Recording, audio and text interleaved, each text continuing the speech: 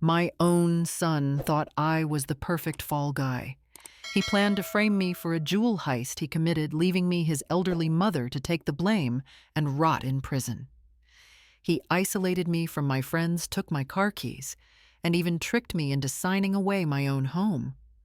I was a prisoner, and my son was the warden. But he made one critical mistake. He underestimated me. And I used his own cruel plan to set a trap that would deliver the most perfect, satisfying justice he never saw coming.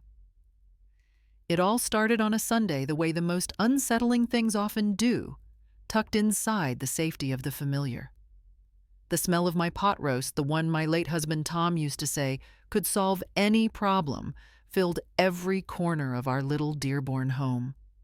The table was set with the good china because even though it was just my son David, it was still Sunday. For a while, everything felt right.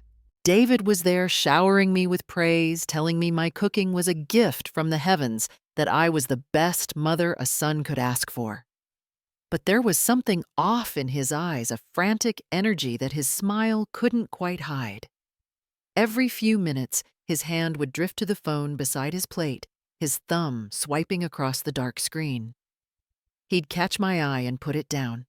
His smile a little too bright, his compliments a little too loud. I told myself it was just work stress. He was trying to get a new business off the ground, he'd said, and I knew how much pressure he was under. A mother makes excuses like that. It's a habit, like breathing. In the days that followed, that little crack of unease widened. David started coming around more often, which should have been a comfort. But he always brought Amanda with him, his ex-girlfriend. She had a way of smiling at you that never reached her eyes. They called it a campaign of caring. They insisted on running all my errands, picking up my prescriptions, even getting the mail. At first, I thought it was sweet, if a little suffocating. Then they started screening my calls. David would pick up my phone, his voice smooth as butter, and tell my friends I was resting and couldn't be disturbed. When my neighbor Carol stopped by with a casserole, Amanda met her at the door and politely told her I wasn't feeling well enough for visitors. They said there had been a string of burglaries in the area targeting seniors, and they were just trying to protect me.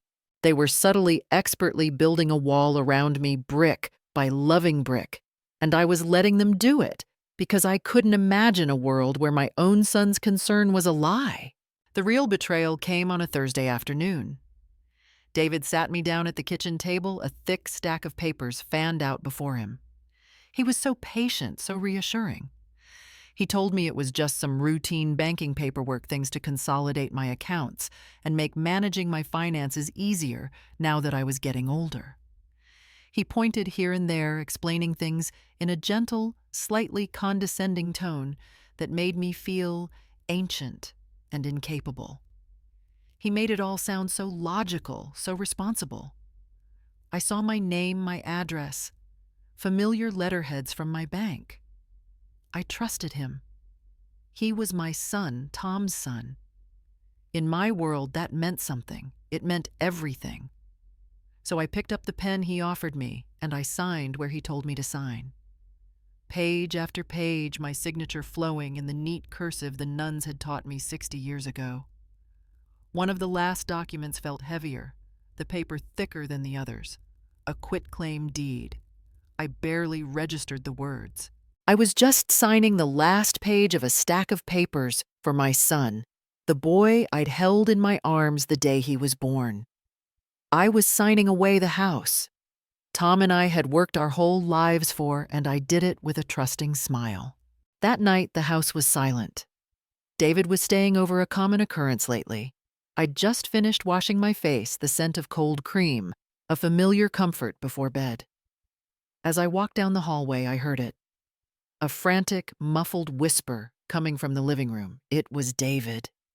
His voice a low, venomous hiss I'd never heard before. I froze my hand on the doorframe, every muscle in my body tensing. I couldn't make out everything, but the fragments I did catch landed like stones in my stomach. I heard the phrase, The cops are asking questions. My blood ran cold. Then a pause followed by, just need to plant it.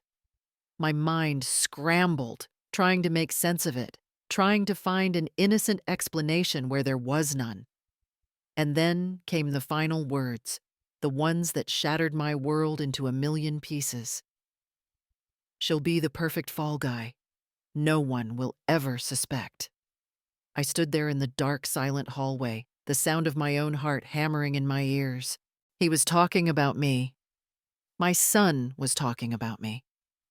By the way, if you're enjoying the story so far, please consider subscribing so you don't miss what's next. We'd also love to hear your own story if you'd like to share it with our community. Now, let's get back to it. I didn't sleep that night. I lay in bed, the familiar weight of my wedding quilt doing nothing to stop the chill that had settled deep in my bones. Every time I closed my eyes, I heard his voice, my David's voice, twisting into something ugly and unrecognizable. Perfect fall guy. The words echoed in the silence of the house, my house, which no longer felt like my own. By the time the sun began to filter through the blinds, the shock had hardened into a cold, terrifying clarity. The grief for the son I thought I had would have to wait. Right now, the woman who had raised him had to survive him.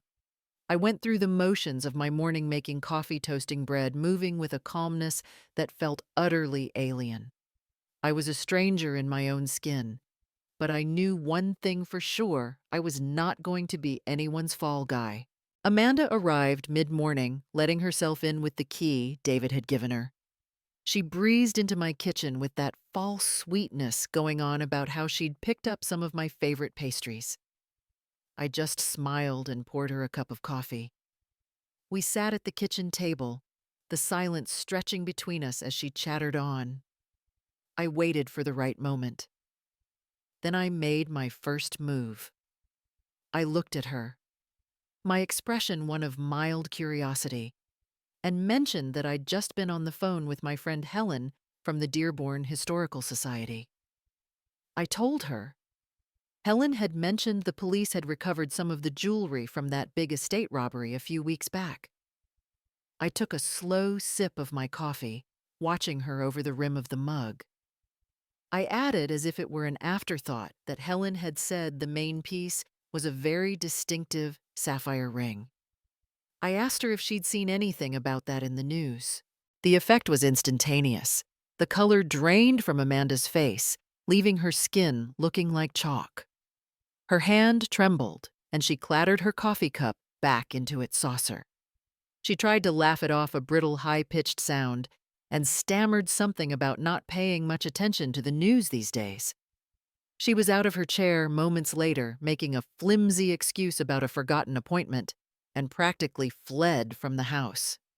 It was the confirmation I needed. Not 10 minutes later, I heard David in the other room, his voice a low, furious hiss into his phone. He must have thought I was in the garden. I heard him clearly say, "Why did you say that?" and then just stick to the plan. Their panic was sloppy, amateurish, and it was all the proof I needed. My next move had to be made quickly. David told me he was running errands, a phrase I now knew meant he was meeting Amanda to patch up their failing conspiracy. The moment his car pulled away, I went down to the basement. It was musty and cool, filled with a lifetime of memories. In the corner, on a small wooden table, sat my husband Tom's old rotary phone. It hadn't been connected in 20 years, but I'd kept it polished. It was a relic from a time of loyalty, of promises kept.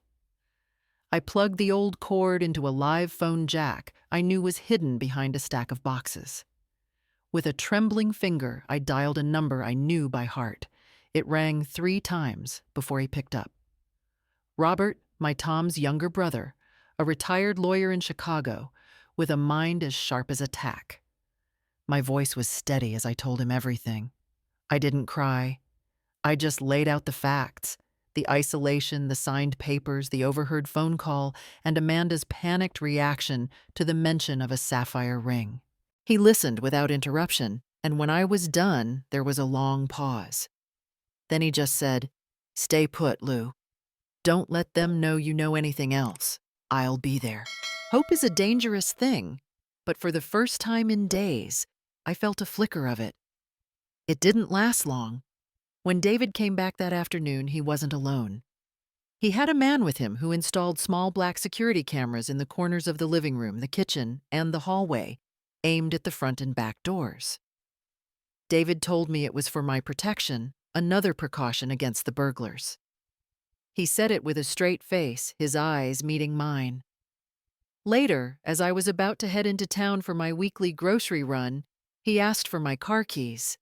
He told me it was probably best if he or Amanda did the driving for me for a while, just until things in the neighborhood settled down. He said it with such gentle concern, as if he were protecting me from the world and not from himself. I handed them over without a word, my smile feeling like a porcelain mask that might crack at any moment. The walls were closing in. This wasn't just my home anymore. It was my prison. And my son, my only child, was my warden. To win a war, sometimes you have to pretend you've already lost the battle. The next morning, I made David his favorite breakfast pancakes with real maple syrup. I played my part beautifully. I told him I was so sorry for being difficult lately, that the news about the local burglaries had made me overly anxious, and I hadn't been myself. I thanked him and Amanda for taking such good care of me for installing the cameras and keeping my keys safe. I made my voice sound a little weaker. My hands trembled just a bit as I poured the coffee. It worked. I saw the relief wash over David's face, followed by a familiar glint of smug satisfaction. He and Amanda exchanged a look, the kind that said they had the situation firmly under control. They believed their little show of force had put the forgetful old woman back in her box. Their arrogance was my shield, and I huddled behind it waiting. I didn't know the full, desperate truth of their situation then, but I knew it had to be bad. It wasn't just about a jewelry heist. It was about something deeper, a rot that had taken hold of my son. Later, I learned the specifics of that rot. I found out they were in debt for over $100,000 to a loan shark, a dangerous man, who had given them the tip for the heist in the first place. The stolen jewelry, including that sapphire ring, was too famous, too hot to sell quickly. Their deadline to pay was just 2 days away. Framing me wasn't just their best option. In their panicked minds, it was their only way out. They weren't just trying to escape justice. They were trying to outrun a monster of their own making, and they were perfectly willing to throw me in his path to slow him down. All I knew at the time was that David's fear felt like a wild animal pacing in my house, and I had to be smarter than the animal if I wanted to survive. That afternoon, I told David I was feeling tired and was going to lie down for a nap. He patted my hand and told me to get some rest, his face a perfect mask of filial concern. The moment my bedroom door clicked shut, I went to work. I didn't go to my bed. I went to the deep back corner of my closet behind the winter coats that still smelled faintly of my Tom's cologne. There, on a high shelf, was a small, dusty box covered in dark blue velvet. Tom had given it to me on our wedding day. It had held a delicate pearl necklace. The necklace was long gone, but I'd kept the box. It was a piece of my history, a symbol of a promise kept. My hands were steady as I took it down. I opened it to make sure it was empty, the faded satin lining still pristine. Then, moving silently down the hall, I slipped into the guest bedroom, the one David used.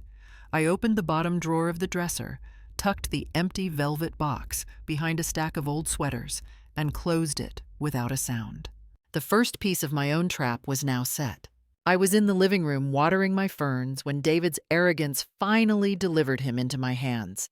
I saw his car parked down the block, not directly in front of the house, but close enough for me to see him through the window. He was trying to be discreet. He thought I was napping oblivious. But I saw him. He wasn't on his usual phone. He was holding a small, cheap-looking burner phone, the kind you buy for cash at a convenience store. He was hunched over his shoulders, tense, and he kept glancing nervously back at my house. He spoke into the phone for less than a minute before snapping it shut and shoving it into his glove compartment. And then I knew. My heart didn't race. It became perfectly still. He wasn't waiting for someone to find the stolen goods. He was making the call himself. He was reporting his own mother. He believed I was so thoroughly defeated, so frail and confused, that he could light the match and hand me the ashes, and I would thank him for the warmth. I didn't have to wait long. Maybe 10 minutes after David got back in the house, the doorbell rang. It was a sharp, official sound that cut through the quiet afternoon. David, the dutiful son, rushed to answer it, arranging his face into a perfect mask of polite surprise. I stayed by the window, my hands still loosely clasped around my little watering can. 2 police officers stood on my porch, a man and a woman, their faces professional and unreadable. David's performance was masterful. He feigned confusion, then deep concern as they explained they'd received an anonymous tip about stolen property potentially being stored at this address. He told them it must be a mistake that his mother was elderly and vulnerable, and he was doing his best to look after her. He was just about to invite them in to clear up this misunderstanding when a dark sedan pulled into my driveway, parking directly behind the police cruiser. The driver's side door opened, and my brother-in-law Robert stepped out, looking calm and formidable in a crisp suit. He walked up the steps, gave the officers a polite nod, and then looked straight at his nephew. He announced in a voice that carried the weight of the law that he was Robert Carver, and he was present today as legal counsel for his sister-in-law, Louise Carver. David's face went white. The first crack in his perfect facade appeared. The 4 of them came inside, their presence filling my small living room. The air was thick with tension. David was stammering, trying to regain control, telling his uncle this was all a ridiculous mistake, that he had everything handled. The officers looked back and forth between us, their expressions patient. This was my moment. All eyes turned to me, the frail, confused old woman. I put down my watering can and spoke, my voice quiet, but perfectly clear. I told the officers that I had nothing to hide. I told them they were welcome to search anywhere they'd like. Then I turned my gaze to my son, whose eyes were wide with a dawning horror. I calmly suggested to the officers that they should probably start with the room my son stays in when he's here. I explained that David had been so worried about security lately, so concerned for my safety, that perhaps he had put something away for safekeeping and forgotten to tell me. The mask didn't just crack, it shattered. Raw animal panic flashed in David's eyes. He opened his mouth to object, but Robert put a firm hand on his shoulder and no sound came out. The officers were professional, following procedure. We all went to the guest room, David, Robert, the police, and me. I stood by the door as one officer began a methodical search. It didn't take long. He went to the dresser, the same one I'd been to just yesterday, and opened the bottom drawer. He reached past the old sweaters and pulled out the small, dark blue velvet box. For a moment, the world seemed to stop. The officer opened the lid. There, nestled in the faded satin lining, was the sapphire ring. It wasn't a replica. It was the real thing, a massive stone that caught the afternoon light and threw blue fire across the walls. My breath caught in my throat. In my plan, the box was empty. But my son, in his infinite arrogance, must have found what he thought was my secret hiding spot. He must have seen that precious memento box and thought it was the most brilliant, ironic place in the world to hide his crime, never once suspecting I had put it there for him to find. The sight of it broke him.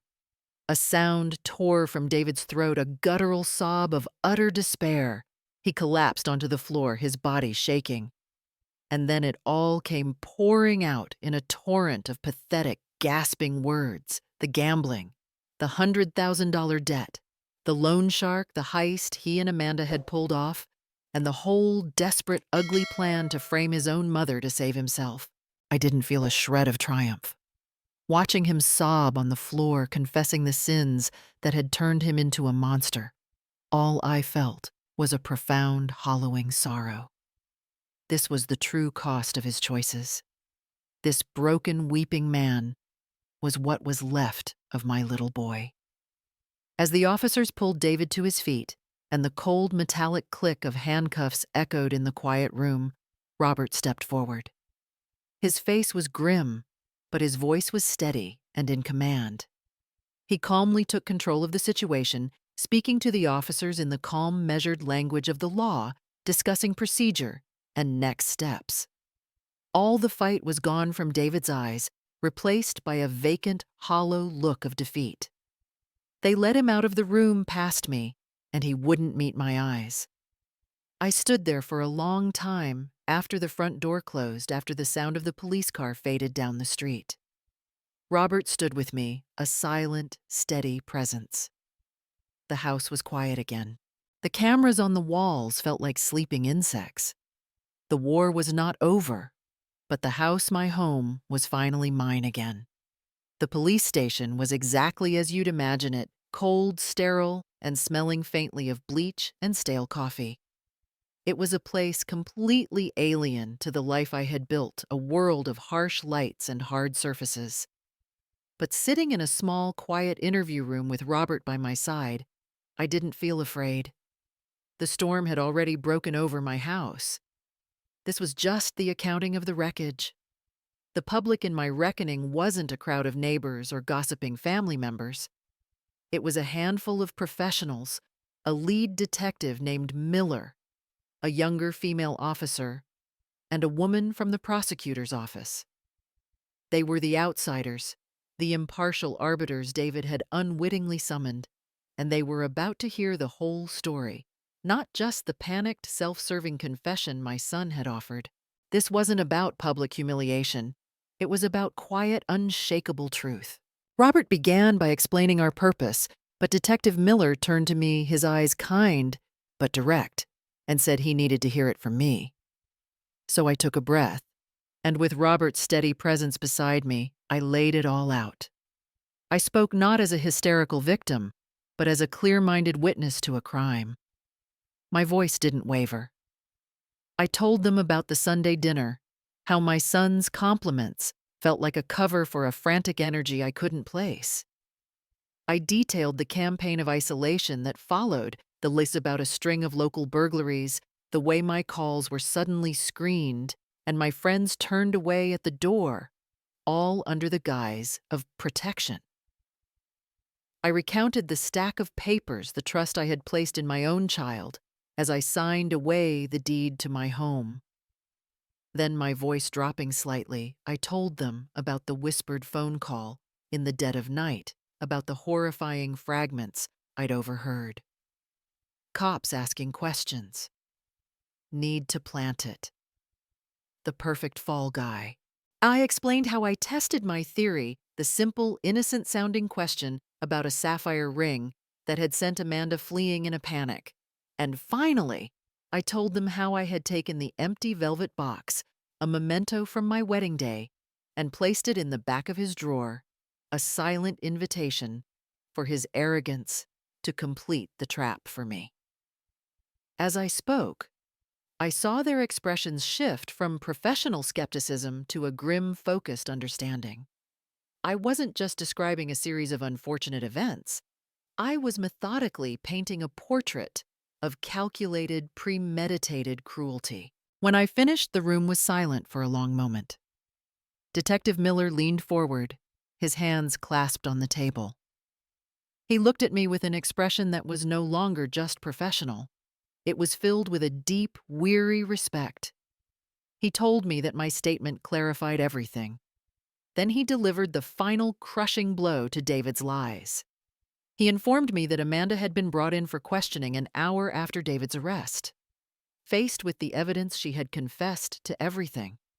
More than that, she had implicated David as the undisputed mastermind behind the entire scheme, the robbery, the plan to sell the jewelry, and the cruel, desperate plot to frame his own mother when their time ran out. The judgment I sought didn't have to come from me. It was coming from the very system David had tried to corrupt, and it was being cemented by the disloyalty of his own partner in crime. The legal consequences were no longer a possibility. They were a certainty. The full weight of the state was now my son's burden to bear a punishment far greater than any I could have devised. This was the final act. This was about justice, not vengeance. This was about ensuring my future was my own. I gave Robert a small, decisive nod. He reached into his briefcase and produced a file. He calmly presented the detective with a copy of the quitclaim deed I had signed, along with a sworn affidavit from me detailing the deceptive circumstances under which my signature was obtained. He formally requested that a charge of felony elder fraud be added to the list of David's offenses. The detective took the file without a word, his expression grim. Then I did the last thing I ever thought I would have to do. I looked at Robert and told him to file a permanent restraining order. It wasn't a suggestion. It was an instruction. It was the final, unbreakable boundary. There would be no tearful reunions, no pleas for forgiveness in a prison visiting room. That part of my life was over. My victory wasn't loud. It didn't come with applause. It came with the quiet scrape of a chair as I stood up, the soft click of a door closing behind me as we left the police station and walked out into the clean, cool air. It was a quiet, legal, and absolute reclamation of my life. The first few days after were the strangest kind of quiet. The storm had passed, leaving an eerie silence in its wake. The security cameras were gone, uninstalled by a technician Robert sent over, but I could still feel their phantom presence in the corners of the rooms. The news, when it came, was a surreal and distant thing. I saw David's face on a local news website, a haggard, disheveled mugshot that looked nothing and everything like my son. The article listed the charges in cold official language: grand larceny, conspiracy, and felony elder fraud. It mentioned that his accomplice, Amanda, had quickly accepted a plea deal in exchange for her full testimony against him. The family name, the one Tom and I had built on decades of hard work and quiet integrity in our community, was now a source of hushed gossip. Friends called their voices a mixture of genuine pity and morbid curiosity, but I didn't have much to say. The story was public now, a cautionary tale for the 6 o'clock news. Robert kept me informed of the legal proceedings, though I asked him to spare me the worst of the details. He did, however, tell me about one of his last encounters with David. He had gone to the county jail, perhaps out of some lingering sense of familial duty, and had witnessed a scene that told me everything I needed to know. He described David looking thin and defeated in an orange jumpsuit, getting into a bitter shouting match with his overworked public defender. David wasn't remorseful. He wasn't even scared anymore. He was just angry. Robert said he heard David yelling that none of this would have happened if I had just been a good mother and given him the money he needed in the first place. He was still in denial, still the victim in his own twisted narrative. Hearing that a final sad door closed in my heart. The son I had loved and grieved for was well and truly gone. The man in that jail was a stranger, and I owed him nothing least of all my peace. 3 months later, the world looked and felt different. The biggest change was that the little house in Dearborn, the one that held 67 years of my memories, was no longer mine. Selling it was the hardest and easiest decision I ever made. Walking through those empty rooms one last time was like saying goodbye to a ghost, but locking the door behind me felt like my first breath of clean, fresh air. I moved into a vibrant senior living community on the other side of town, a place I chose for its sprawling gardens and bustling activity rooms. And for the first time in years, I wasn't lonely. I found my people, my real family, around a card table. There was Eleanor, a retired history professor with a wicked sense of humor, Sarah, a former nurse who cheated outrageously at euchre, and Bill, a widower who told the worst jokes I'd ever heard. Our afternoons were filled with easy laughter, the kind that comes from shared stories and simple companionship. Sitting there, surrounded by their warmth and noise, I felt a lightness in my chest. I thought I'd lost forever. I was freer and more at peace than I had been in a decade.